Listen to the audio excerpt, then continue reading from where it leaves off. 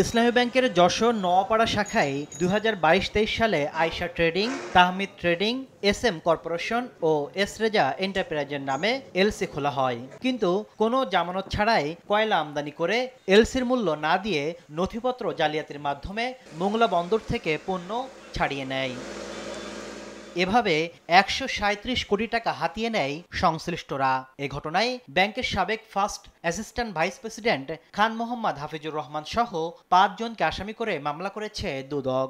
ইসলামী bank Bangladesh PLC Noapara যশোরের সাবেক first assistant vice president ও in charge Khan Mohammad Hafizur Rahman সহ 4টি প্রপার্টিজের স্বত্বাধিকারীদের নামে যশোরে মোট 4টি মামলা দায়ের হয়েছে। এদিন অ্যান্টি টেররিজম ইউনিটের অতিরিক্ত ডিআইজি গাজী মুজাম্মেল হক ও তার স্ত্রীর বিরুদ্ধে 14 কোটি টাকার অবৈধ সম্পদ অর্জনের প্রমাণ মেলায় সম্পদ বিবরণী দাখিলের নোটিশ জারি করা হয়।